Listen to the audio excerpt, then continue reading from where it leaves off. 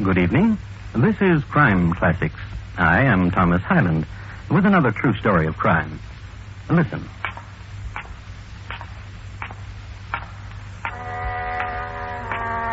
Ali Pasha on his way to visit his mother. A Sunday afternoon, and he always visited his mother on Sunday afternoon. It was a thing she could count on. A mother has always wanted a place of her own, where she could get away from it all, secluded.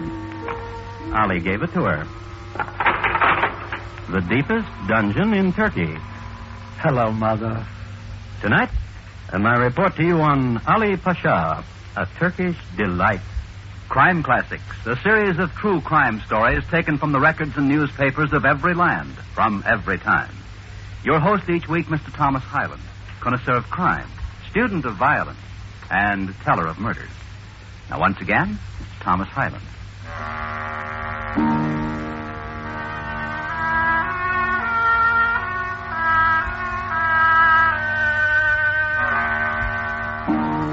There were harems in those days, and fezzes and veils and scimitars and slaughter, Albania's chief imports from her Turkish masters. For in 1750, the Ottoman Empire was still powerful and bled her vassals, left Albania bleak and starving, and a wild country scourged with marauding bandit tribes. It was terror and theft and pillage and flame, and a child's mute staring at death's image.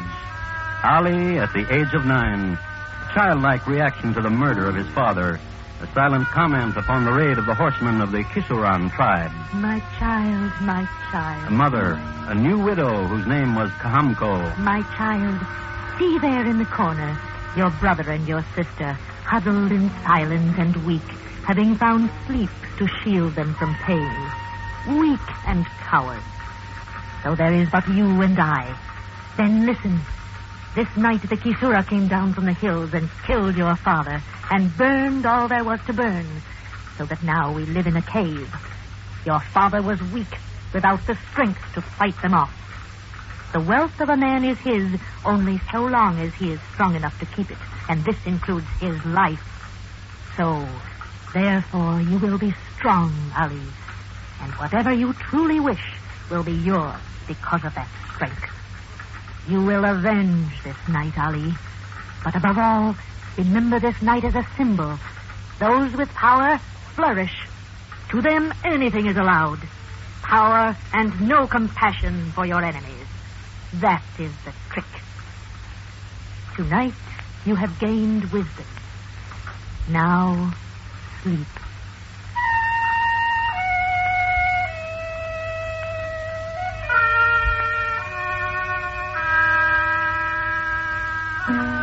Mother's charge to her son, which was, the next week, translated into action when the two of them left the cave and went down into town. The first house they came upon belonged to a shepherd and his wife, who welcomed them inside. Bread and curd was brought, and when the repast was over, mother and son each displayed a pistol and became homeowners again, and fetched brother and sister, and the family was complete again. And so it went. And so did time. From homeowner to landowner. And then... I am honored, sir, that you have come to visit me, said the widow to a palace owner who lived on the hill. I bid you enter. Word of your beauty has come from the hills, and I wish to see it. And this is my son. And now that mine eyes have looked upon you, I despise myself for not coming sooner. This is my son, and his name is Ali. And in the hills, though closer to heaven we are, there is no such beauty as yours. His name is Ali, and one day he will be great. I fall at your feet and kiss your hem. One day he will be great. He has a brother and sister, but they are weaklings. Not Ali. Not my son, Ali. I love you. What will happen to my son? Young man, come near. How would you like to live in a palace, young man? Kamko, Yes?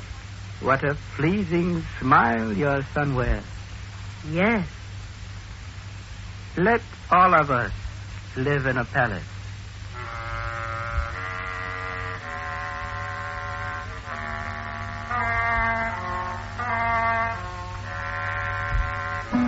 The man who made the invitation was named Zurat, an amazingly spry fellow who was almost 70.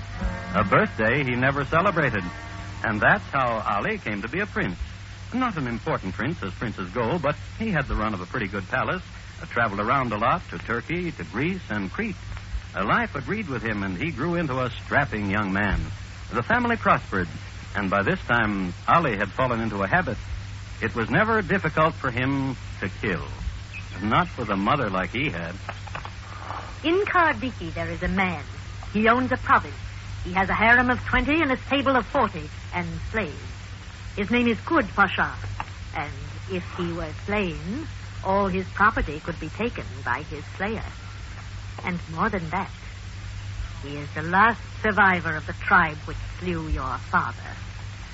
I have summoned you to remind you of it. Yes.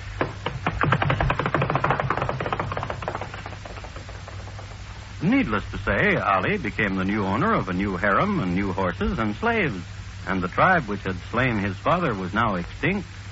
And a month later... I have summoned you to tell you the Pasha of Delvino is young and strong and swears that no man will face him. I thought you should know it. Needless to say, Ali put the title of Pasha of Delvino under his belt. And the next month... We have such a nice family. Yes, we do, Mother. Your brother is content with his sheep and his wife. And my sister is married to the Pasha of Ajirokastrom. And you, wealthy and with much power. Ali? Yes? Your sister is wealthier than you and with more power. I've thought of that. Her husband has provinces and much gold. I'm fond of him. He has a domain second only to the Sultan. Nevertheless, he's a good man and thinks only of how to make my sister happy. Listen to me. Do not ask me to kill him. Once, when you were 9 years old, you lived in a cave. And there was the heart in you of a young lion. And so it is today. You would be second to the Sultan. Yes. Then kill him.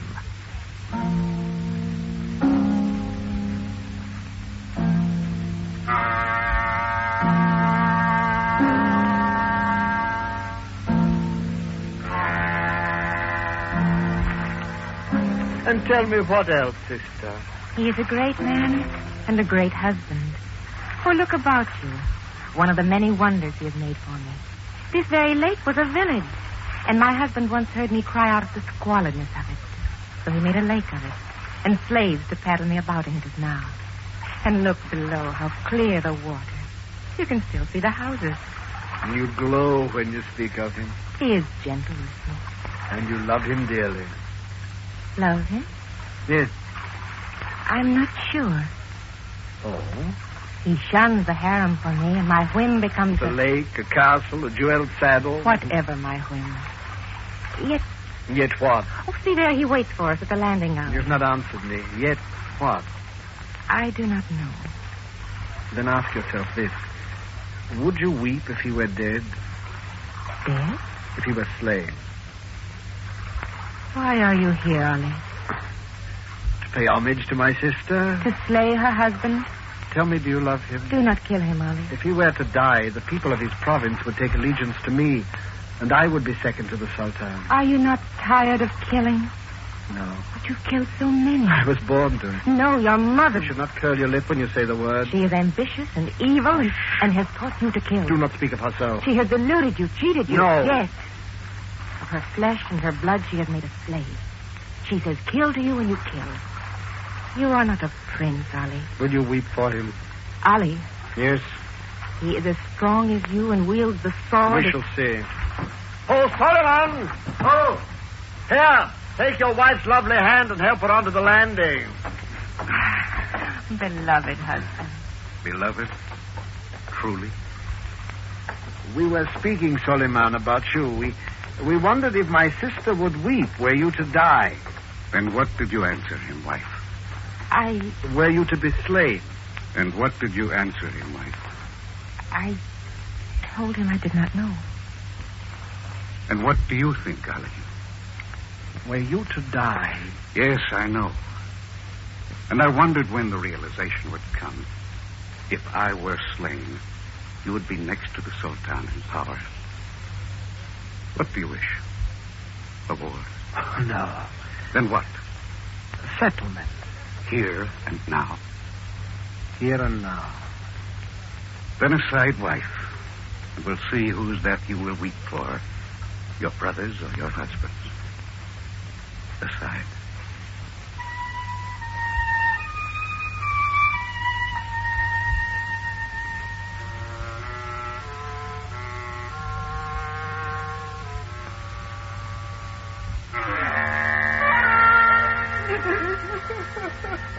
My sister weeps, Mother. She will tire of it. She's wept like this since the moment of her husband's death. She will find another husband.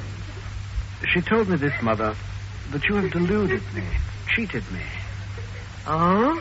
That I'm your slave. In spite of my power, I'm your slave. But the power is not truly mine, but yours. But I am your slave.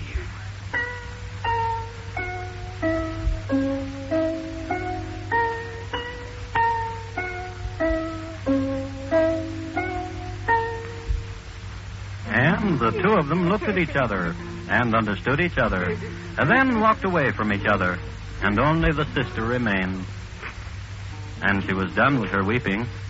She smiled. She was the type of girl who hated her mother.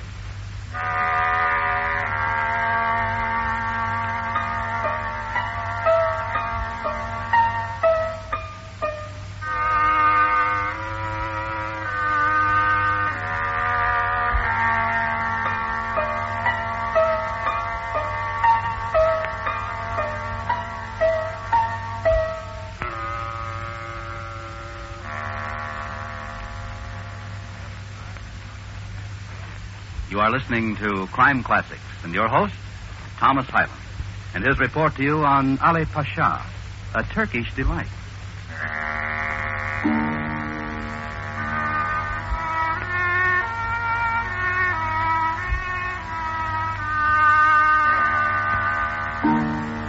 Some Albanians point to their own country as the land of opportunity. They point to an erstwhile cave dweller named Ali, who grew so in stature that he negotiated treaties with France and England and Russia, who maneuvered armies and history, whose court was filled with famous people and alchemists and philosophers and Greek poets, whose days were filled with splendor and new delights and the cackle of spilling jewels and the swish of silk. This story we're discussing here has its climax when Ali was in his late 20s, when he was well down the road of becoming a child of history, albeit a terrible one. This, then, is the story of one boy and his mother, a mother whose name was Kamko, who one day traveled into the hill country to visit another son. It is fine to see you, Abu. What do you do here, Mother? Cannot a mother visit her son? The last time we spoke to one another, you called me vile coward and told me you never wished to see me. I bruised my heart remembering. It is what I came for, to be forgiven. And not to laugh at me, your son, a shepherd, clothed in matted wool among my sheep. Not to laugh at you, to be forgiven. I forgive you. Mother? Yes?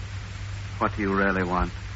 What do you mean? You and my brother Ali, you have this part of the world to own. Why do you waste your time with me? I stopped at your hut, Abu, and your wife directed me to where I would find you. And? She once was beautiful. And now? She withers. And your children cry too often, Abu. And your heart is bruised. Yes. And you wish me to salve it. Yes. How? Your brother frightens me. Truly. And his love for me has spilled off. It is a hatred now. Weep upon my shoulder, Mother. He lusts for a solitary power. He envisions himself an Alexander, a Caesar. Which, in truth, he is. A minor one, but nevertheless of the breed. Congratulations, Mother. Cruel son. Then truly tell me what you wish. Slay him, My own brother? and everything he has will be yours. His palaces, his harem, his estate, his horses. His power to command death and spare life, and more. What more? Kindnesses for your wife. She has but to have a whim, and it becomes a realness. And so it would be for your children. Would you like that? Oh, yes. Then do it. Slay him.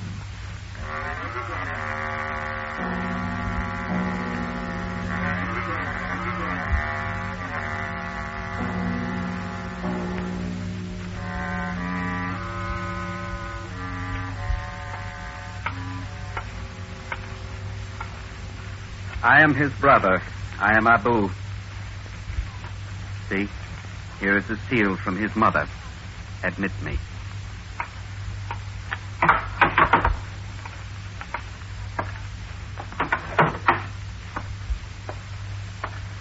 Who are you? Look close. My brother. My brother Abu? Yes. How many years? 10. You're a shepherd, I've heard. Yes. From your dress, poor. Yes. You're welcome here. That remains to be seen. Oh? I was sent here to slay you. Brotherly love, to recall the olden days and reestablish tottering memories. Then I was to devise some stratagem, such as perhaps you would doze and I would stab you. Why? Because you are a tyrant. True. Some device, you understand, and you would be slain. True. Our mother sent you to me. Yes, she did. But you are a shepherd, a gentleman who sleeps beneath the stars and loves children and plays with the reed. And I am a coward. Now, what will you do with me?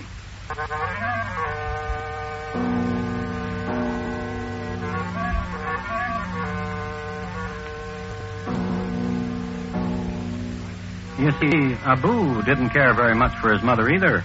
And something bucolic in his shepherd soul wanted to see two animals he called mother and brother against each other. What will you do with me, Ali? He persisted, and Ali looked at his brother with a grave and stern face.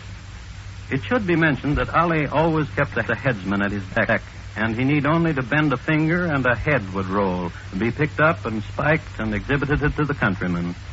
So when Abu asked, What will you do with me? Again, even the headsman was surprised when Ali smiled, and, as was the custom for visiting relatives, he provided his brother with a slow tour through the palace, which included the fountains, the boar pen, the harem, the baths. Then Ali gave him a new matted wool tunic and sent him home. Then Ali made a gesture toward the headsman, which meant, come with me. So away they went to the minarets of his mother's pavilion. Where is she? What's she doing? Who are you? Physician to the noble Kamko, as are we all physicians. What is the matter with her? Ill. You know who I am? Of course. Then I command you to tell me what is wrong with her. Ill. But grievously? Unto death? No. No? No. Walk with me. Yes.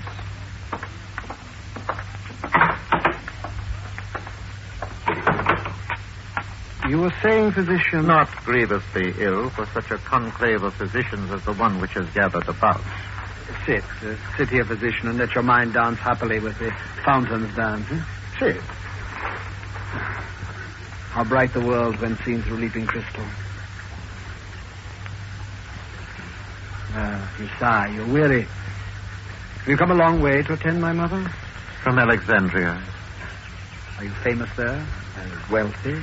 Fame, but no fountains. And fountains, physician. What do they make you want to do? What symbol are they to you? Wealth? Extreme wealth? Of kings, perhaps? In my court are the physicians of the world, alchemists and doctors of repute from Spain and France. Each serves me, and each night goes home to his palace to meditate and experiment. Their sojourn in my household is looked upon as a thing of... I've dreamt of sojourning in your household. How grievously is my mother ill? She complains of delicate pains in the thoracic region, as if her heart were filigreed with tiny stabbings. Diagnosis, she eats too much. And that is all that is wrong with her. She speaks of a spinning in the cephalum that leaves a veil of mist on the forehead. And this is a symptom of... She eats too much. And you will prescribe... licorice pellets and exercise. Physician. Yes. Prescribe poison. Poison her. Kindly poison, a gentle one placed upon the tongue that melts into death and immediately pervades. A tender poison, one that causes sweet and instant death. I cannot. Then I will have you beheaded and summon another physician to do my bidding. First, listen to me. Your mother, Kamko, makes each of the physicians, taste first her medicines. Either way, I should die. I see. I'm sorry. Then listen. Yes. This prescription. My mother needs solitude. Oh? And darkness. Oh? Such a place as is provided in a dungeon in my castle. Oh. Listen to the fountain. Do you hear them? Do you hear the fountain? Your Highness. Yes, physician. A sleeping potion I'll give to her, and then you, or whomever you signal, can move her to wherever you wish. Yes. And for me, first sleep, then a sojourn, Your Highness? In my household.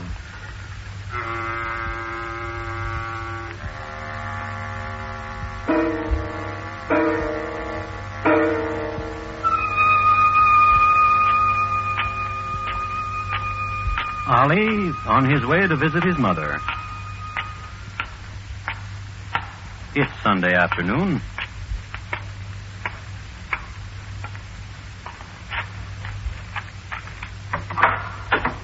Last Sunday afternoon, his mother looked terrible.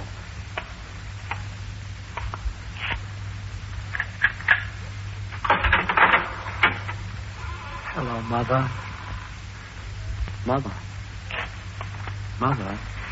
Vile son. Oh, for an instant I thought you were dead. Murderer. Let me hold the lamp close that I may look upon your face. Terrible. Terrible. Terrible. I am weak, and I cannot move. And you mock me. When will you die? Evil. When will you die? My death began the moment I gave you birth. Why do you bitter yourself with it? It is of your doing. This that has happened is of your doing. Evil son. Rejoice, Mother. What are you saying? Rejoice. For I am to be proclaimed Ali Pasha of all the empire. The most powerful caliph the world has ever known. Rejoice. Son, listen to me, son. Yes? Lift me up and carry me from this dungeon, that I may see your glory. No, you will stay here and feast on the echoes of it. Lift me up. Now just believe this, Mother. I will have shrines erected to your memory. Do you hear me? Do you hear me? Do you hear me?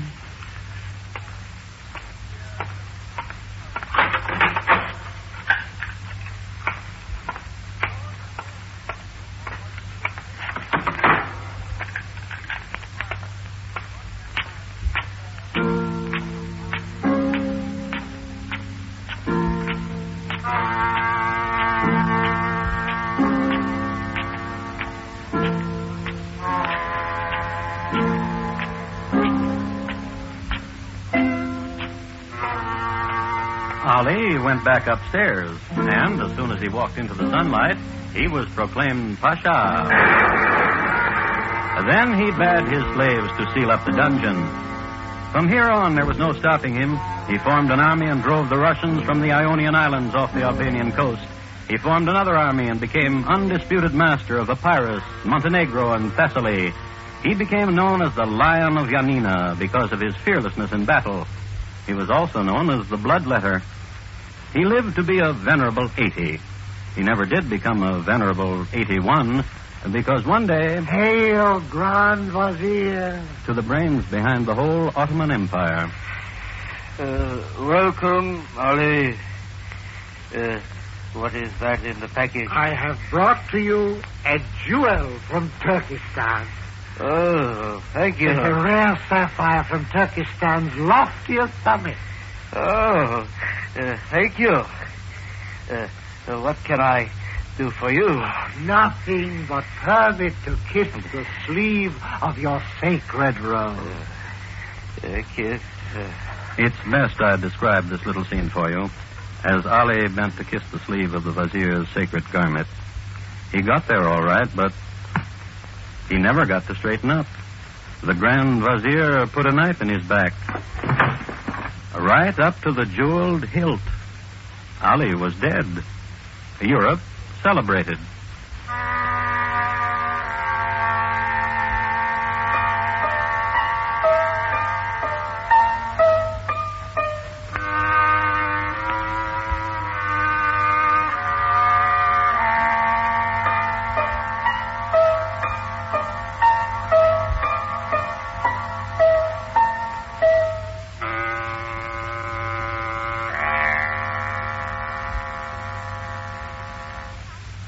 Ali Pasha, tonight's crime classic, was adapted from translations of the documents of the Times by Morton Fine and David Friedkin. The music was composed and conducted by Bernard Herrmann, and the program is produced and directed by Elliott Lewis. Thomas Hyland is portrayed on radio by Lou Merrill. In tonight's story, Hans Conried was heard as Ali Pasha and Paula Winslow as Comco. Featured in the cast were Lillian Bayef, Jack Crucian, Kurt Martell, Vic Perrin, and Edgar Barrier. Bob Lamont speaking. Here again is Thomas Hyland. Thank you, and good night.